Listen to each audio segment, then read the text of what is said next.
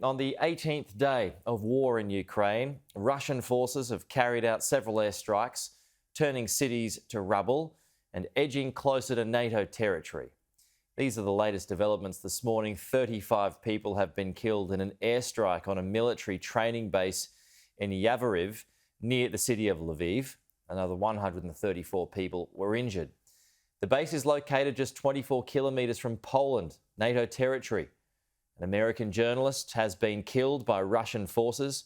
Brent Renaud, a photojournalist and filmmaker who worked occasionally for the New York Times, was killed in Irpin, northwest of Kyiv. Another US journalist has reportedly been injured. There's been some progress in peace talks between Russia and Ukraine. Ukrainian negotiators have revealed Russia has become more constructive in recent days, and they believe progress could be made in the days ahead. The city of Lviv, which has been relatively untouched in the war so far, has been subject to several attacks by Russian forces today. And that's where our coverage begins. The picturesque western city of Lviv has thus far been spared in this deadly war. But missiles fired at a military training facility around 15 miles from the city is a reminder nowhere is safe. The region's governor says 35 people were killed by this strike and 134 injured, frighteningly close to the Polish border.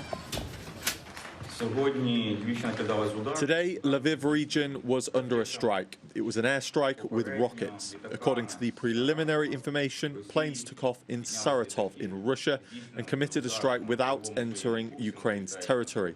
According to the preliminary information, more than 30 rockets were fired. Some places have already withstood immeasurable damage. Northeastern city Kyiv is unrecognisable.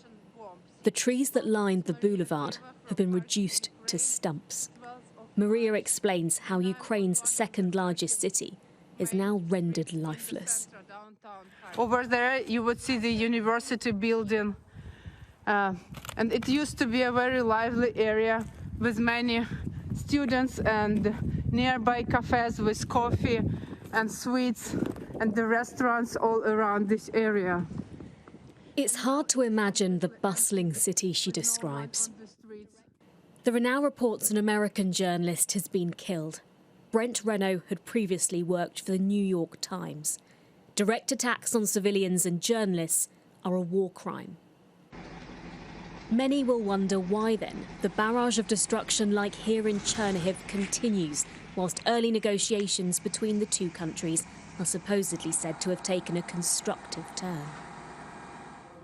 But in the besieged southern coastal city of Mariupol, the limits of this conflict are being stretched by the day. A Russian tank marked with the now infamous letter Z manoeuvres into position and fires at an apartment block. These satellite images lay bare how the city looked seconds before and then after another attack. President Zelensky has pleaded for the safe access to aid for people there after reports shelling stopped aid vehicles from reaching those in need. The occupiers even blocked the priests who accompanied this cargo with food, water and medicines. The Ukrainians have sent 100 tons of humanitarian cargo to their citizens. I hope those in Moscow will hear this. There are signs of attacks on democracy too, after what's thought to be the kidnap of the mayor of Melitopol by Russian troops, here appearing to be led away forcefully at the top of this screen. A new leader has been instated, brought in by the occupation.